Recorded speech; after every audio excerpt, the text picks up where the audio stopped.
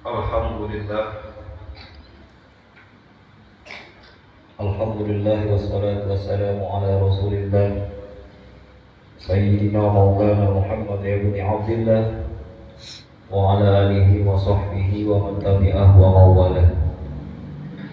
Ashhadu an la ilaha illallah wahdahu la syarika lah wa ashhadu anna Muhammadan abduhu wa rasuluhu la nabiyya ba'dah. Allahumma salli wa sallim ala sayyidina Muhammad wa ala alihi wa sahbihi wa barik wa sallim. Qala Allah ta'ala fi kitabihil karim, a'udzu billahi minasy syaithanir rajim. Bismillahirrahmanirrahim. Ya ayyuhallazina amanu taqullaha haqqa tuqatih wa la tamutunna illa wa antum muslimun. Wa qala ta'ala, ya ayyuhallazina amanu taqullaha wa qulu qawlan sadida yuslih lakum a'malakum wa yaghfir lakum dzunubakum wa may yuti'illaha wa rasulahu faqad faza fawzan 'azima. Ibadallah, usikum wa nafsi bi taqwallah wa ta'atihi faqad faza muttaqun. Hadirin jemaah Jumat yang dimuliakan Allah Subhanahu wa taala. Di dalam kesempatan yang mulia ini, marilah kita selalu dan sudah sepantasnya mengucapkan rasa syukur dengan mengucap alhamdulillahirabbil alamin. Kita masih diberikan oleh Allah taala umur, kesehatan dan kesempatan sehingga kita dapat hadir memenuhi kewajiban kita yang melaksanakan sholat Jumat berjamaah. Salawat salam marilah kita sanjungkan pada junjungan kita Nabi besar Nabi Muhammad sallallahu alaihi wasallam. Semoga kita akan mendapatkan syafaatnya di hari kiamat kelak. Amin ya rabbal alamin. Pada kesempatan yang baik ini pula, saya selaku khatib mengajak kepada diri kami sendiri maupun kepada seluruh jemaah Jumat yang hadir untuk selalu meningkatkan kadar iman dan takwa kita kepada Allah Subhanahu wa taala, yaitu dengan melaksanakan apa yang diperintahkan oleh Allah serta menjauhi sejauh-jauhnya apa yang dilarang oleh Allah Subhanahu wa taala. Hadirin rahimakumullah, pada kesempatan ini khatib mengajak kepada hadirin untuk berpikir dan merenung akan sudahkah kita siap menghadapi suatu kejadian yang siapapun kita pasti dan teramat sangat pasti akan mengalaminya, yakni sakratul maut. Kenapa setiap kali kami khutbah menyampaikan tentang kematian? Jawabannya adalah karena tidak ada seorang pun yang tahu kapan Allah akan mencabut nyawa kita, di mana tempatnya. Tidak ada satupun di antara kita yang bisa mengelak darinya. Allah Subhanahu wa taala berfirman, "Wa likulli ummatin ajal, fa iza jaa ajaluhum la yastakhiruna sa'atan wa la yastaqdimun." Tiap-tiap umat mempunyai batas waktu, maka apabila telah datang waktunya, mereka tidak dapat memundurnya barang sesaat pun dan tidak dapat pula memajukannya. Quran surat Al-A'raf ayat 34.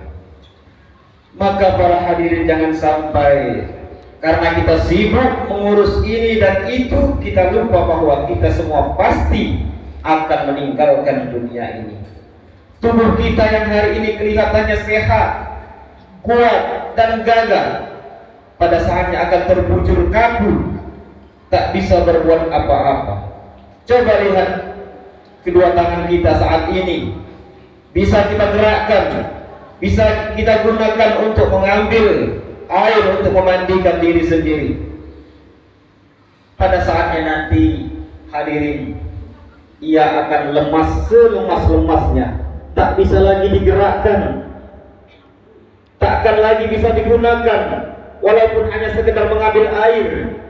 Maka kita mandi, akan dimandikan. Lihatlah kaki kita, saat ini masih bisa kita gunakan untuk berjalan, melangkah menuju masjid. Pada saatnya nanti kaki kita tak akan lagi bisa kita gerakkan, tak lagi bisa kita gunakan untuk melangkah, bahkan untuk pergi ke masjid kita harus diantar oleh orang, kita harus dipikul orang, mandi dimandikan, kafan dikafankan, sholat kita disolatkan. Hadirin jemaah Jumat rahimahumullah, saat kematian tiba, tak bisa lagi kita mengerjakan kebaikan-kebaikan yang Allah perintahkan. Maka sebelum waktu itu tiba, mari kita gunakan untuk banyak-banyak berbuat kebaikan. Kita lakukan apa yang sebenarnya menjadi tujuan hidup kita, yakni beribadah kepada Allah Subhanahu wa taala. Wa ma khalaqtul jinna wal insa illa liya'budun. Dan tidaklah aku menciptakan jin dan manusia melainkan untuk beribadah kepadaku. Quran surat Az-Zariyat ayat 56. Coba lihat diri kita. Sudah cukupkah amal kita? Sudah cukupkah ibadah kita? Sudah cukupkah kebaikan kita?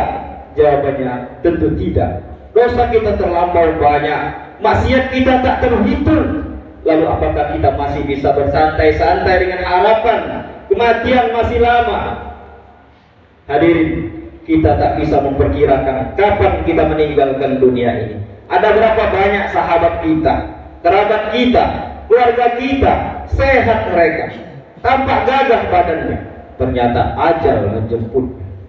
Bisa jadi tahun depan, bulan depan, minggu depan, bahkan hari ini bisa jadi kita meninggalkan dunia ini. Bisa jadi ini adalah sholat Jumat yang terakhir kita. Bisa jadi hari ini akan hari terakhir kita mendengarkan suara azan. Bisa jadi hari ini terakhir kita mendengarkan khutbah. Maka kesempatan yang ada, waktu yang ada, mari kita gunakan sebaik mungkin untuk beribadah kepada Allah Subhanahu wa ta'ala. Mari kita paksakan diri kita yang penuh dosa ini untuk melaksanakan sholat 5 waktu, mengerjakan kewajiban serta kesunahan, dan meninggalkan larangan-larangan Allah. Juga mari para hadirin kita memperbaiki hubungan sesama kita, terlebih kepada kedua orang kita. Tak selamanya kita bisa melihat wajahnya, tak selamanya kita bisa melihat senyumnya. Maka berbuat baiklah kepada mereka, hubungi mereka, kunjungi mereka, rawat mereka seperti mereka merawat saat kita kecil dulu. Nikmati kebersamaan dan keindahan hidup bersama orang tua. Iya, memang sering sekali indahnya pertemuan, indahnya kebersamaan baru dirasakan saatnya terjadi perpisahan. Hadirin jemaah Jumat rahimahullah, saat kematian tiba, bersiaplah kita untuk mempertanggungjawabkan apa yang telah kita lakukan di dunia ini. Kita akan memasuki alam kubur. Bayangkan hadirin, ajal menjemput, sudah dimandikan, dikafani, disolati, kita diantar ke liang kubur, kita dimasukkan ke dalam liang kubur. Kubur ditutup dengan tanah, tinggal kita seorang diri. Istri, anak kita tak akan mau menemani kita. Harta kita tidak ada gunanya, jabatan kita tidak ada manfaatnya. Baginda Nabi Muhammad SAW menggambarkan suasana alam kubur dengan salah satu hadisnya, al-qabru rawdatun min riyadil jannah aw hufratun min hufarin nar. Maknanya, kuburan adalah seperti salah satu taman surga atau seperti salah satu lubang neraka. Hadis riwayat Tirmidzi. Jika melihat tingkah laku kita di dunia ini, tak bisa kita bayangkan seberapa berat siksa kita di alam kubur nanti. Lebih-lebih di neraka yang amat sangat mengerikan. Bagaimana tidak? Allah sudah berikan kita nikmat melihat. Daripada melihat kebesaran, daripada melihat kitab sucinya, malah sepertinya banyak kita gunakan untuk melihat kemaksiatan. Allah berikan kita nikmat mendengar, kenyataannya daripada kita gunakan untuk mendengarkan kalam-kalam sucinya, terkadang malah kita gunakan untuk mendengarkan apa yang diharamkan. Allah berikan kita nikmat berbicara faktanya, daripada kita gunakan untuk berpikir, daripada kita gunakan untuk menyebarkan kebaikan, malah terkadang kita buat untuk membicarakan aib orang lain, malah kita gunakan untuk bersebar gurau yang tidak ada manfaatnya. Hadirin, kita boleh saja menikmati hidup di dunia ini, mencintai apa yang kita cintai, meraih apa yang kita cita-citakan. Tapi ingatlah pesan malaikat Jibril kepada baginda Nabi Muhammad SAW. Jibril mendatangiku lalu berkata, wahai Muhammad, hiduplah sesuka hatimu, karena sesungguhnya kamu akan mati. Cintailah siapa yang kamu suka, karena sesungguhnya engkau akan berpisah dengannya. Dan berbuatlah sesukamu, karena sesungguhnya engkau akan diberi balasan karenanya.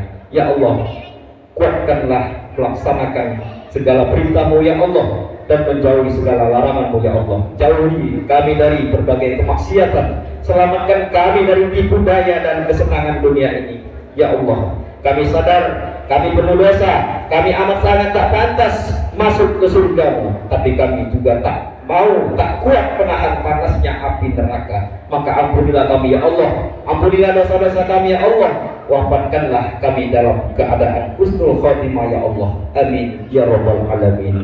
A'udzubillahi minasyaitonir rajim. Bismillahirrahmanirrahim. Kullu nafsin za'iqatul maut wa innama tuwaffawna ujurakum yawmal qiyamah wa man zuhziha 'anil nar wa udkhila al-jannata faqad faz wa mal hayatud dunya illa mata'ul ghurur. Barakallahu li wa lakum fil Qur'anil Karim wa nafa'ani wa iyyakum bima fihi minal ayati wa dzikril karim wa dzikril hakim.